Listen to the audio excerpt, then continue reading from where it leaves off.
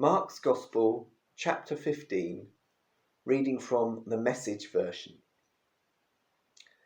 At dawn's first light, the high priests, with the religious leaders and scholars, arranged a conference with the entire Jewish council. After tying Jesus securely, they took him out and presented him to Pilate. Pilate asked him, "Are you the king of the Jews?" He answered, "If you say so." The high priest let loose a barrage of accusations. Pilate asked again, "Aren't you going to answer anything?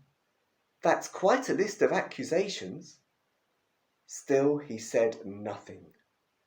Pilate was impressed, really impressed. It was a custom at the feast to release a prisoner, anyone the people asked for. There was one prisoner called Barabbas, locked up with the insurrectionists who had committed murder during the uprising against Rome. As the crowd came up and began to present its petition for him to release a prisoner, Pilate anticipated them. "Do you want me to release the King of the Jews to you?" Pilate knew by this time that it was through sheer spite that the high priests had turned Jesus over to him. But the high priest by then had worked up the crowd to ask for the release of Barabbas. Pilate came back. "So what do I do with this man you call the King of the Jews?" They yelled, "Nail him to a cross!" Pilate objected, "But for what crime?" But they yelled all the louder, "Nail him to a cross!" Pilate gave the crowd what it wanted, set Barabbas free, and turned Jesus over for whipping and crucifixion. The soldiers took Jesus into the palace, called Praetorium, and called together the entire brigade. They dressed him up in purple and put a crown plaited from a thorn bush on his head. Then they began their mockery. "Bravo, King of the Jews!" They banged on his head with a club, spat on him, and knelt down in mock worship. After they had had their fun, they took off the purple cape and put his own clothes back on him. Then they marched out to nail him to the cross. There was a man walking by coming from work, Simon from Cyrene, the father of Alexander and Rufus. They made him carry the cross. The soldiers brought Jesus to Golgotha, meaning Skull Hill. They offered him a mild painkiller, wine mixed with myrrh, but he wouldn't take it. And they nailed him to the cross. They divided up his clothes and threw dice to see who would get them. They nailed him up at 9 o'clock in the morning. The charge against him, the King of the Jews, was printed on a poster. Along with him, they crucified two criminals, one to his right, the other to his left. People passing along the road jeered, shaking their heads in mock lament. "You bragged that you could tear down the temple and then rebuild it in 3 days. So show us your stuff. Save yourself.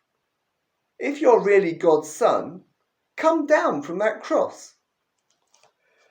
The high priests, along with the religion scholars, were right there mixing it up with the rest of them, having a great time poking fun at him. "He saved others, but he can't save himself. Messiah, is he? King of Israel? Then let him climb down from that cross. We'll all become believers then."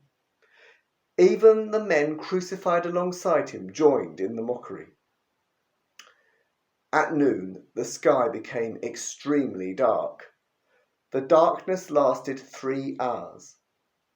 At 3 o'clock, Jesus groaned out of the depths, crying loudly, "Eloi, Eloi, lama sabachthani," which means, my God,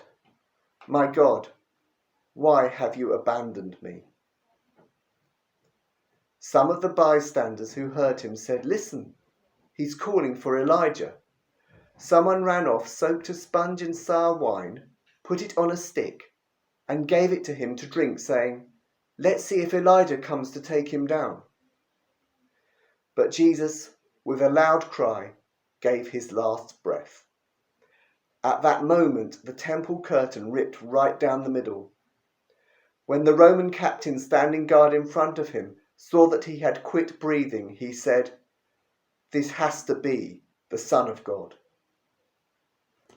There were women watching from a distance, among them Mary Magdalene, Mary the mother of the younger James and Joseph, and Salome.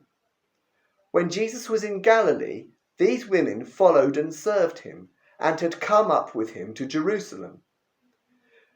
Late in the afternoon, since it was the day of preparation, that is Sabbath Eve, Joseph of Arimathea, a highly respected member of the Jewish council, came. He was one who lived expectantly on the lookout for the kingdom of God. Working up his courage, he went to Pilate and asked for Jesus' body.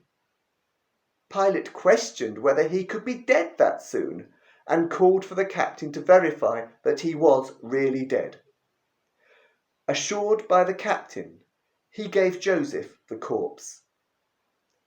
Having already purchased a linen shroud, Joseph took him down, wrapped him in the shroud, placed him in a tomb that had been cut into the rock, and rolled a large stone across the opening.